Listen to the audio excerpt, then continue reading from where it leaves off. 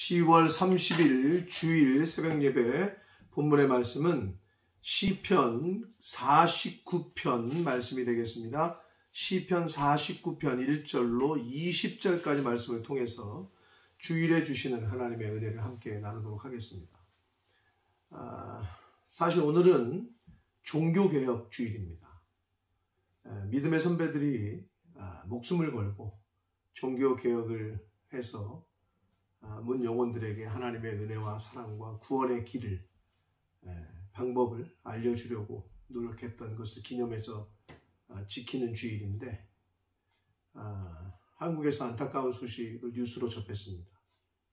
이태원에서 할로윈 축제 때문에 최소 120명이 사망하고 80명 이상이 부상을 당해서 더 많은 사망자가 나올 수 있다는 소식을 접했습니다. 너무나도 안타깝고 한국을 위해서, 한국 교회를 위해서, 우리의 다음 세대들을 위해서 중보하고 기도해야 되고 회개해야 할 때라고 생각이 됩니다. 이 영상을 보시는 하나님의 자녀된 모든 분들 함께 기도해 주시고, 또 전부 20대의 젊은이들이라는데 120명 이상이 죽었다는 것은 정말 무슨 전쟁도 일어난 것이 아닌데 너무 안타까운 소식이 아닐 수 없습니다. 함께 위해서 기도해 주시기를 바랍니다. 자, 오늘 하나님의 말씀 시편 49편입니다.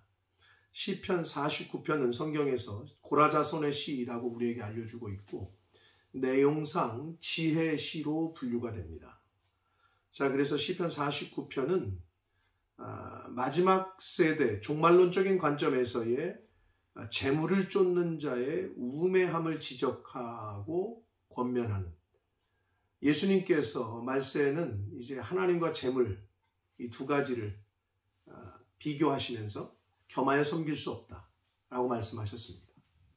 그러니까 이 말세에는 하나님을 섬기는 자와 그렇지 않은 자, 즉 재물을 섬기는 자, 이 두 종류밖에 큰 틀로 보자면 없다는 말씀이 됩니다.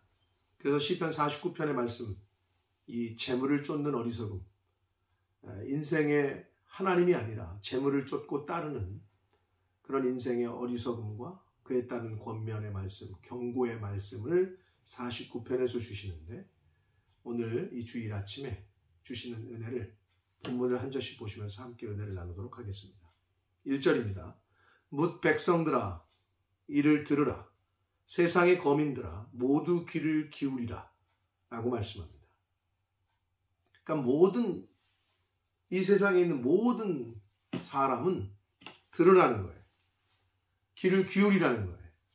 하나님의 말씀에, 성령의 말씀에 귀를 기울이라는 거예요.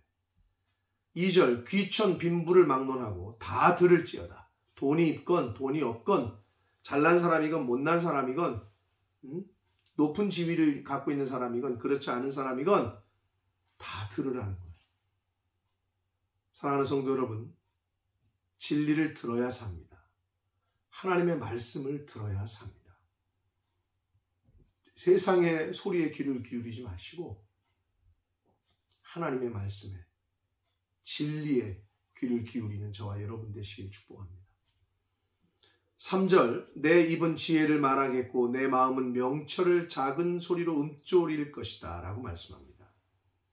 지혜는 히브리어 원어는 호크마라고 하는데, 여기서 지혜와 명철을 굳이 분류를 하자면 큰 의미에서는 같은 의미인데, 지혜는, 호크마는 바른 삶을 살기 위해서 알아야 할 진리, 바른 삶을 살아가기 위해서 알아야 될 깊은 진리를 호크마, 여기서 지혜라고 번역을 했고, 명철은 그냥 깨달음, 지식, 이해하는 능력을 명철이라고 볼 수 있습니다. 그래서 이 시편의 기자가 내 입은 지혜를 말하겠고 내 마음 명철을 작은 소리로 읊조릴 것이다. 하나님의 사람이 전하는, 오늘날로 말하면 주의 종들이 전하는 하나님의 말씀에 귀를 기울이셔야 됩니다. 성경에서는 이 들음에 대한 쉐마, 들으라. 요한계시록에서 귀 있는 자는 들으라. 계속해서 안타까운 소리로 말씀하십니다. 사랑하는 성도 여러분, 하나님의 말씀을 들어야 삽니다. 4절 봅니다. 내가 비유에 내 귀를 기울이고 수금으로 나의 오묘한 말을 풀 것이다 라고 말씀합니다. 시편의 기자는 비유에 내가 귀를 기울이겠다. 비유는 어떤 격언, 지혜, 즉 시인이, 이 기자가, 이걸 쓴 저자가 자신이 들은 것, 그런 지혜로운 말씀에는 자기는 귀를 기울이겠고 수금으로 나의 오묘한 말을 풀 것이다. 이거는 시인이, 이 저자가 선포하는 말을 말하는 거예요. 그러니까 하나님의 지혜를 잘 듣고 또 잘 전하겠다는 거죠. 잘 듣고 선포하겠다는 거예요. 5절. 자, 5절부터 12절까지에서는 하나님의 구속의 영생을 주지 못하는 재물을 추구하는 자의 우매함을 얘기합니다. 재물은 인간을 구원할 수가 없어요. 그럼에도 불구하고 그 재물을 쫓는 사람들의 우매함을 이제 말씀하는데 5절. 죄악이 나를 따라다니며 나를 애워싸는 환난의 날을 내가 어찌 두려워하랴. 하나님을 의지하는 자는 담대합니다. 하나님을 의지하는 자는 어떤 상황, 어떤 환난이 와도 두려움이 없습니다. 그게 믿음이 있는 자, 하나님을 의지하는 자의 특징입니다. 6절, 자기의 재물을 의지하고 부유함을 자랑하는 자는 그랬어요. 하나님을 의지하지 않고 자기의 재물을 의지하는 자, 돈을 의지하는 자, 그리고 자랑하는 자는 7절, 아무도 자기의 형제를 구원하지 못하며 그를 위한 속전을 하나님께 바치지도 못할 것은 8절 이어서 봅니다. 그들의 생명을 속량하는 값이 너무 엄청나서 영원히 마련하지 못할 것이다.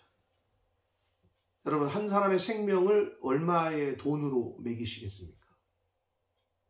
여러분은 여러분의 자녀 또는 여러분의 목숨을 얼마와 바꾸시겠습니까?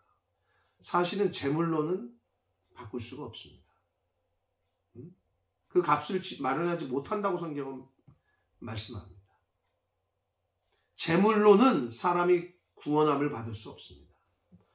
오직 영생을 위한, 구속을 위한 속전이 되시는 것은 예수 그리스도밖에 없다. 예수 그리스도만이 영생을 위한 속전이 되어 주십니다. 재물로는 해결할 수 없습니다. 9절, 그가 영원히 살아서 죽음을 보지 않을 것인가? 이게 무슨 말이에요? 죽는다는 얘기죠. 모든 사람은 죽는다는 거예요. 10절, 그러나 그는 지혜 있는 자도 죽고 어리석은 자도, 어리석고 무지한 자도 함께 망하며 죽으며 그들의 재물은 남에게 남겨두고 떠나는 것을 보게 될 것이다. 그렇잖아요, 여러분. 여러분 아무리 돈을 몇백억을 모았어요? 몇십억, 수백억을 모았어요? 죽어요. 돈이 많으면 안 죽어요? 죽는다고. 그러면 그 돈이 다 다른 사람께 되잖아요. 지금 성경은 그 얘기를 하고 있는 거예요. 그런데도 사람들이 재물을 의지하고 재물을 너무 쫓아요. 안타깝죠. 11절, 그러나 그들의 속 생각에 그들의 집은 영원히 있고 그들의 거처는 대대에 이르리라 하여 그들의 토지를 자기 이름으로 부른다. 여러분, 땅이나 집을 자기 이름으로 등기치는 걸 말하는 거예요. 사람들이 얼마나 어리석으냐 하면 돈을 모으고 이런 사람들은 자기들의 속 생각에, 재물이 많은 자들은 집이 영원할 것 같고 거처는 영원 대대에 이를 것이다. 후손에게 물려주면 된다 이렇게 생각한다는 거예요. 그래서 자식에게 물려주면 되지, 손자에게 물려주면 되지. 그러나 여러분, 그것이 그 자녀와 손녀, 후손들을 정말 위하는 건가, 그들이 잘되게 하는 건가는 퀘스천입니다. 재물을 물려준다 그래서 그들이 더 잘 살고 잘 되느냐? 좋은 가정을 꾸리느냐? 그렇지 않다는 거예요. 여러분 주변에서 많이 보잖아요. 성경은 지금 그 말씀을 하고 있는 거예요. 그래서 사람들은 어리석은 거예요. 12절, 사람은 존귀하나 장구하지 못하며 멸망하는 짐승 같도다. 사람이 원래 존귀한 하나님의 형상을 따라 지음받았기 때문에 존귀해요. 그런데 하나님의 지혜를 듣지 못한 사람은 멸망당하는 짐승하고 다를 바 없다는 거예요. 그러니까 지혜를, 하나님을 의지하라는 거예요. 지혜의 귀를 기울이라는 거예요. 시편의 기자는 그거를 지금 강조하고 있습니다. 13절로 15절에서는 세상 부귀 영화를 쫓는 자와 의인의 상반된 마지막 종말론적인 운명을 비교해서 얘기를 해줍니다. 13절 봅니다. 이것이 바로 어리석은 자들의 길이며 그들의 말을 기뻐하는 자들의 종말이다. 뭐가? 재물을 의지하는 자, 하나님을 의지하지 않는 자, 멸망당하는 짐승과도 같다. 그 길을 간다는 거예요. 14절, 그들은 재물을 의지하는 자는 양같이 수월에 두기로 작정되었으니 사망이 그들의 목자일 것이다. 재물을 의지하는 자는 그들의 목자가 예수 그리스도가 아니라 우리를 푸른 초장으로 인도하는 예수님이 아니고 사망이라는 거예요. 죽음이 그들의 목자가 된다는 거예요. 정직한 자들이 아침에 그들을 다스리리니 그래요. 여기서 정직한 자들은 하나님을 의지하고 하나님을 따르는 자를 말하는 건데, 아침에라는 말은 죽음 이후를 은유적으로 상징적으로 표현하고 있는 거예요. 죽음 이후, 새날의 아침에 그들을 다스린다. 왜? 예수 그리스도와 함께 하나님을 의지하고 하나님을 따르는 자는 왕노릇할 거기 때문에 그들을 다스리니 그들의 아름다움은 소명하고 그 소홀이 그들의 거처가 될 것이다. 또 재물을 의지하는 자, 만몬을 따르는 자는 지옥에 간다는 거예요. 지옥이 수월이 그들의 거처가 될 것이다. 15절, 그러나 하나님은 나를 영접하시리니, 여기서 나는 누구예요? 의인이에요. 나는 누구예요? 재물을 의지하지 않고 하나님만 의지하는 자예요. 그러한 자는 하나님이 영접해 주시리니, 맞아 주시리니, 이러므로 내 영혼을 수월의 권세에서 건져내실 것이다. 셀라. 아멘. 여러분, 하나님을 의지할 때 하나님께서 저와 여러분의 영혼을 그렇게 구원하시고 죽음으로부터, 수월로부터, 지옥으로부터 건져내실 줄 믿습니다. 16절부터 20절까지에서는 세상 부귀의 헛됨에 대한 끝맺는 교훈인데, 재물에 대한 헛됨, 물질을 따르는 자들의 어리석음, 이런 걸 말씀합니다. 16절, 사람이 치부하여 그의 집이 영광이 더할 때에, 재물을 많이 모아서 부자, 영광이 더할 때에 너는 두려워하지 말라. 악한 자가 재물을 많이 가질 때 두려워하지 말래요. 두려워하지도 말고 부러워하지도 말고. 17절, 그가 죽음에 가져가는 것이 없고 그의 영광이 그를 따라 내려가지 못하니로다. 사랑하는 성도 여러분, 공술의 공수입니다. 모태에서 적신으로 핏덩어리로 나왔죠? 하나님 앞에 돌아갈 때, 죽을 때도 아무것도 가져가지 못합니다. 등기부등본, 집, 땅, 문서 같이 넣어줄까요? 그 의미가 있어요? 아무 소용없습니다. 그의 영광이 그를 따라 내려가지 못한대요. 함께 하지 못해요. 죽음은 끝나는 거예요.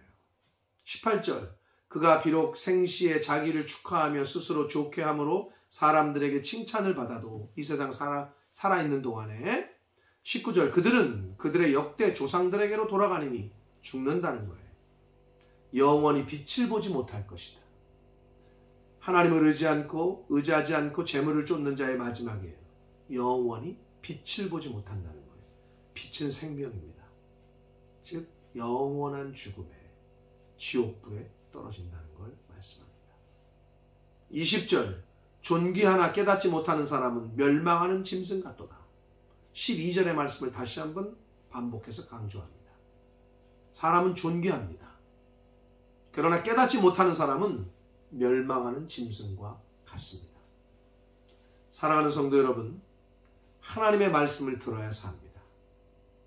세상 것에 관심을 두고 물질에 마음을 두고 세상의 소리에 귀를 기울이면 영원한 죽음을 맛보게 됩니다. 그러나 진리의 말씀에, 하나님의 말씀에 귀를 기울이는 자, 영생을 얻게 될 줄 믿습니다. 존귀한 하나님의 모양과 형상을 따라 지음받은 하나님의 자녀된 성도 여러분, 깨닫는 사람은 멸망하는 짐승과 같다. 깨닫지 못하는 사람은.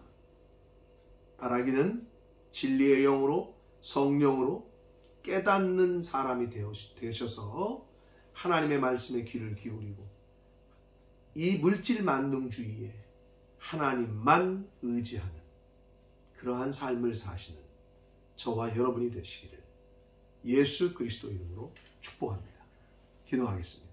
살아계신 하나님 아버지, 이 말세 지말에 예수님께서는 하나님과 재물을 겸하여 섬길 수 없을 것이다 말씀하셨습니다. 즉 하나님을 섬길 것이냐 아니면 돈을 쫓을 것이냐. 아버지, 이 마지막 때에 물질 만능주의를 사는 이 시대에 하나님만 의지하는 하나님의 자녀들 될 수 있도록 물질의 노예가 아니라 물질을 종으로 다스려 하나님이 기뻐하시고 원하시는 데 사용할 줄 아는 그러한 하나님의 자녀들 되어지도록 주님 은혜 내려 주옵소서. 예수 그리스도 이름으로 축복하며 기도 올리옵나이다.